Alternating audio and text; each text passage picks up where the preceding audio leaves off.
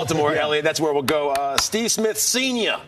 What do you think about that? Bold. Well, I tell you what, I got on Odell Beckham earlier in the show. I need to get on myself here because Steve Smith, I totally blew it with him. I did not realize he was going to be that good last year. I thought, okay, it was the end of the road. End of the road, man. Did you guys see what he did against Cincinnati last year? The boys I got it up close and personal. Oh, yeah, you were there. I saw it. I'm looking at you. See what I mean when I need to say that I didn't throw myself under the bus? Yeah. I think Steve Smith Sr. is going to come back this year and have over 1,000 yards. And let me tell you, that's special. It's year 16.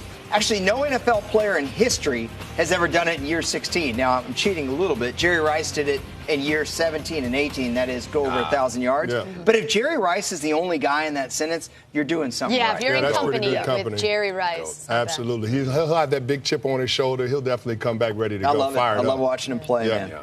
All right, bold prediction for the former AFC North Bengals. Give us one. Well, I was thinking about it, and I was talking to my editor, and I was like, we always, every preseason, it's like, when's Andy Dalton going to take the next step and win that playoff game? But that operates under the assumption that the Bengals are going to make the playoffs. Exactly. And you know what they do? They made it in 2009, and then they've made it every year since 2011. So 6 out of the last 7 years. I'm saying the Bengals are going to miss the playoffs. Heath Evans and I went over the Bengals schedule, and we could not find 10 wins for these guys. I just think it's going to be a little bit tougher year for Cincinnati. I'm not saying they're going to be bad.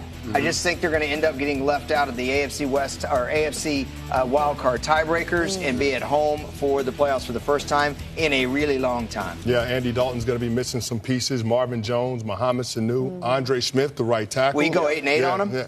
It's going to be a rough year. It's going to be a rough year. Looking at their schedule, they're going to have a tough time. And not forget Vontez Burfict's suspension the early part of the season. Bingo. He's going to be missing. He's a big part of what they do on that side of the ball. Absolutely. Now, Bone Thugs and Harmony, hoping they like your bold prediction for the Cleveland Browns. That's their favorite team, after all, Elliot. Hey, the Browns, I love the Hugh Jackson hire call. I've talked about it a lot of times. The Browns, obviously a really rough year, but this year, I think that they are going to double their win total. That's right. The Browns. It still doesn't sound great. Come on, man. That's six. Still put you at 6 and 10. That's still a losing record. You know what? Okay. Just for saying that, I'm going to sit here in silence and make you watch more Browns B-roll. That's not bad. That's what you get. I love the Hugh Jackson hire. I hope he can do with the running backs what he was able to do in Cincinnati. Duke Johnson is going to be a breakout player for them. I think our Around the NFL crew just talked about him making the leap. But I think they're going to do more than double their win total. Cleveland won 3. I think the Cleveland Browns go 7-9. And let me tell you, if you don't think that's bold, go through their schedule. It's not going to be easy. That's a stretch. That's a stretch, I think they're going to win some close games. That's a stretch. I like them to beat Washington. This is a 4-12, 5-11 team at best. And I love Hugh Jackson. We talk about his innovations all the time. But to be successful in the AFC North, you got to be good in the trenches. And they got question marks on the offensive line and the defensive line. I don't even know who's going to be rushing the passer for the Browns this year. Yeah. I would argue you vehemently right now. But we got to get to another prediction. I got to get to another one. Away from the house, too. Yeah. All right, guys. Let's move on from the Browns to the Steelers. Give us a bold prediction for Pittsburgh.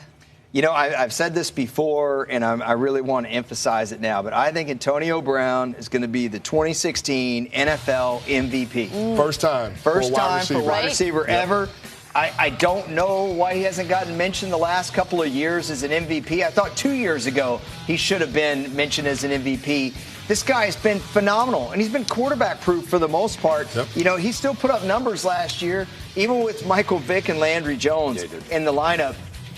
The other thing I like about Antonio Brown is, man, if you just need a punt return late in the season, a clutch one, he can go back there and take one to the house for you.